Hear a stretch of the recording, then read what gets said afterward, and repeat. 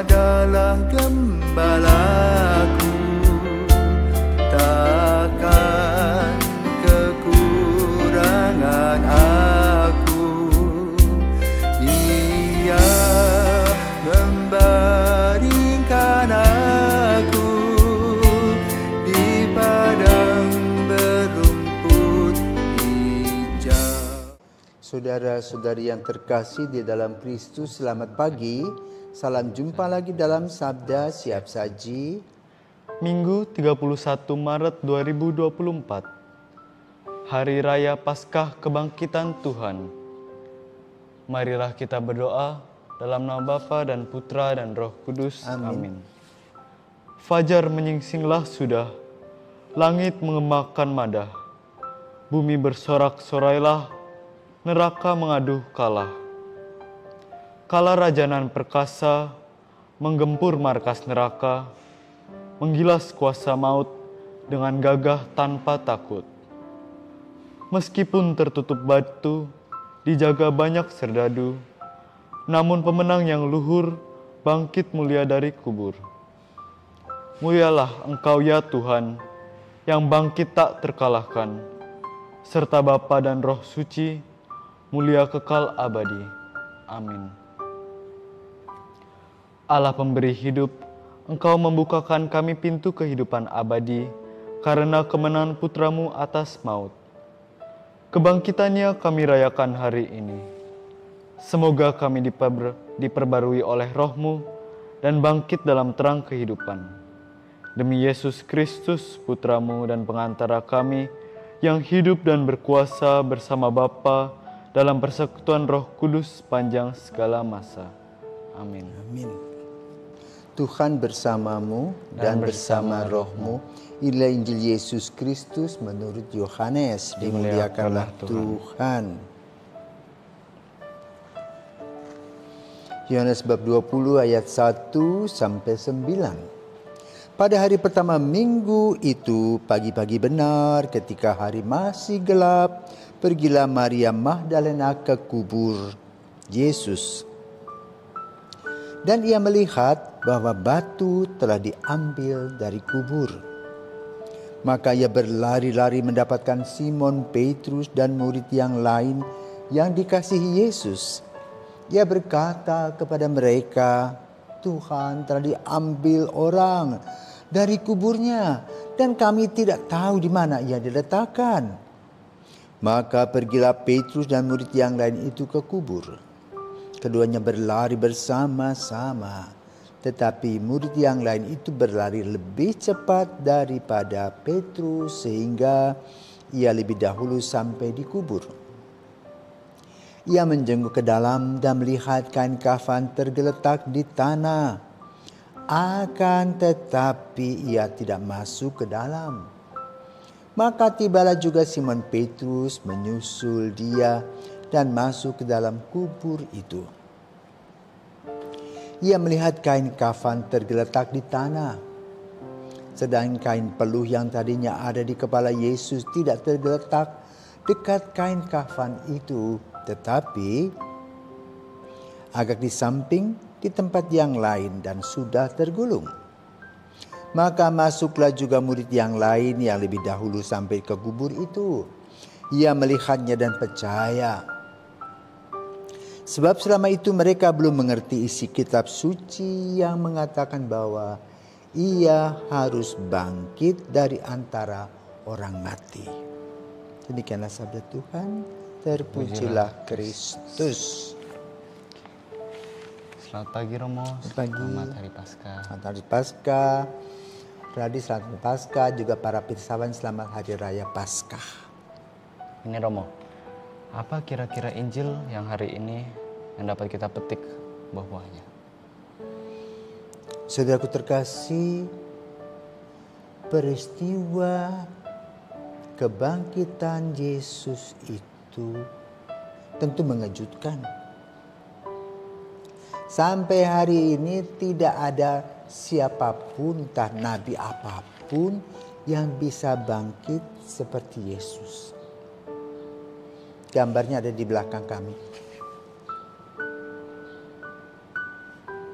Nah, kenapa Maria itu penasaran? Mungkin kalau tidak ada Maria, peristiwa itu ya lewat saja. Saudaraku terkasih, Maria Magdalena adalah seorang perempuan yang berhutang jasa pada Yesus.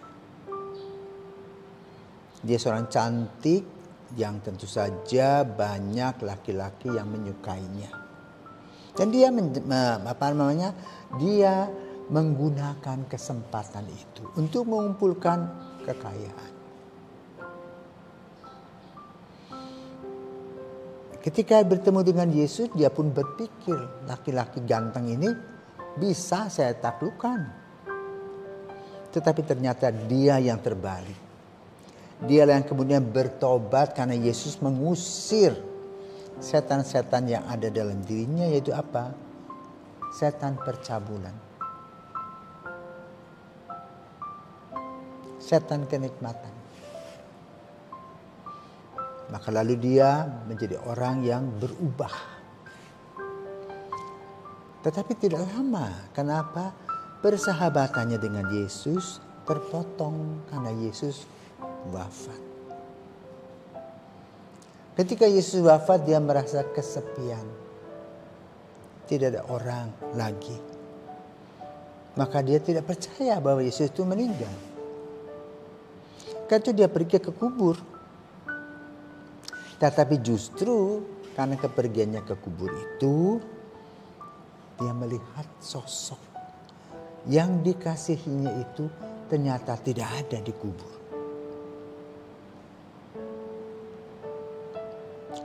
Tetapi dalam Injil lain, ada juga sekelompok ibu yang penasaran.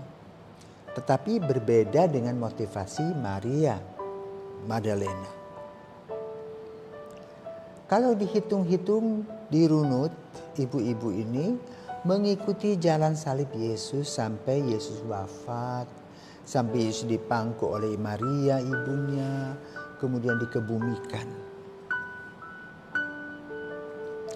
Waktu yang terjadi adalah ketika Yesus wafat digambarkan gempa bumi. Jam 3 sore. Dan hari itu adalah hari Jumat, sudah masuk hari Sabat. Maka para ibu tidak punya kesempatan untuk membersihkan atau mencuci Yesus. Memandikan Yesus. Dengan 7 wangi-wangian yang itu merupakan bagian dari kebiasaan wanita di sana. Jadi Yesus hanya dikafani. Nah, kalau nanti ada relasi dengan kain turin. Nah, bagaimana reaksi Maria Magdalena ketika Yesus tidak ada? Nangis dia. Mau kemana lagi? Maka dia sampaikan kepada Petrus. Ya, kepada Petrus.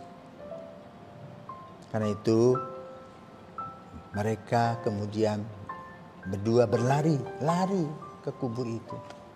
Dan melihat Yesus tidak ada. Ya.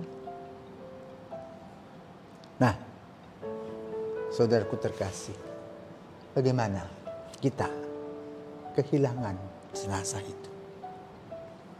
Apakah waktu itu ada pemikiran Yesus bangkit?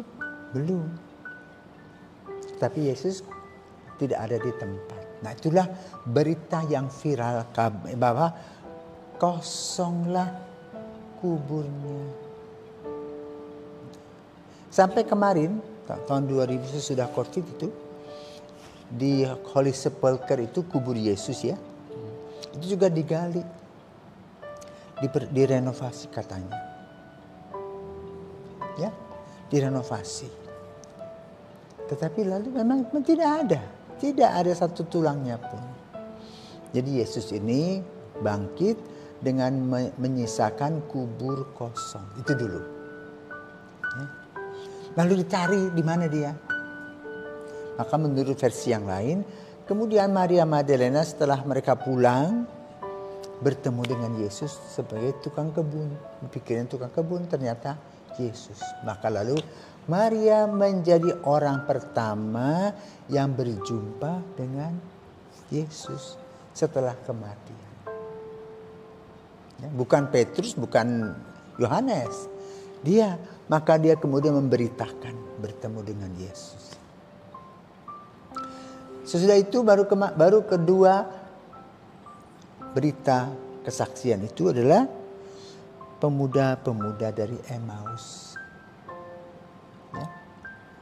Yang gondok, jengkel, mangkel, kecewa dengan apa yang terjadi dengan kehidupan Yesus. Yang dia pikir menjanjikan diri mereka akan menjadi bagian dari kehidupan mereka. Entah sebagai orang-orang yang hebat. Karena Yesus dipikir paling cocok jadi raja. Tapi lalu mereka dikunjungi Yesus, didatangi Yesus. Yesus menghampiri mereka dan kemudian mampir ke rumahnya, mengadakan ekaristi dan baru mereka melihat kejadian itu. Jadi saksi. Karena itu pada hari Paskah itu tema dari seluruh pembicaraan adalah saksi Kristus. Siapakah yang menjadi saksi Kristus? Tokoh-tokoh. Yang pertama Maria Magdalena, kemudian Petrus dan kawan-kawan. Kemudian yang paling jelas adalah Thomas yang dipegang oleh Yesus. Ya. Ibu-ibu juga.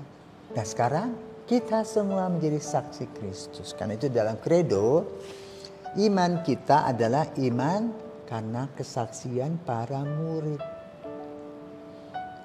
Dan kita percaya. Maka tema dan kunci permasalahan Paskah adalah Yesus yang wafat, Yesus yang bangkit, Yesus yang menyelamatkan, yang menjadi dasar dari pewartaan iman yang disebut kerigma itu. Kenapa? Tidak ada satu orang pun yang bangkit. Dan Yesus itu bangkit dan kita juga akan dibangkitkan kalau kita sudah RIP, rest in peace. Maka berita kebangkitan, berita Paskah adalah berita yang luar biasa. Hebat. Tidak ada lagi peristiwa itu. Hanya satu kali, maka lalu gereja atau para rasul menyimpulkan dia adalah Kristus, Kyrios, Tuhan, Sang Penebus, Sang Penyelamat. Inilah berita Paskah bahwa Kristus Sang Juru Selamat itu bangkit dari kubur mengalahkan maut, dan maut yang berupa kesimpulan dari dosa-dosa, konsekuensi dari dosa-dosa yang kita miliki itu dicabut dari diri kita sehingga kita dibebaskan dari segala macam ancaman maut dan dosa. Maka pada hari Paskah ini kita harus bersyukur kepada Tuhan Yesus yang memilih kita. Banyak orang yang bertanya-tanya nggak ngerti, nggak nyambung, itu loh. Ya, tetapi kita yang diberitakan kita langsung mengamininya dan kita menjadi putra putri Yesus. Jadi Radit, kamu juga akan melanjutkan kehidupanmu sebagai saksi Kristus dalam kehidupanmu. Itulah pesan Paskah yang senantiasa dikabarkan. Ya. Dalam proses jatuh bangun, dalam pengalaman sehari-hari, kadang ada kejengkelan, kedongkolan, kecemasan, kemarahan. Ya. Bahkan bisa juga nyaris putus asa karena soal yang kita hadapi itu bertubi-tubi bisa saja ingin menenggelamkan kehidupan dan iman kita. Tetapi berkat Yesus yang disalib tadi juga sudah masuk ke dalam maut. Ya. Dan dia membebaskan dan menghidupkan kita kembali. Maka warta Paskah adalah Kristus telah bangkit. Haleluya, haleluya, haleluya. Selamat Paskah, Tuhan memberkati. Amin.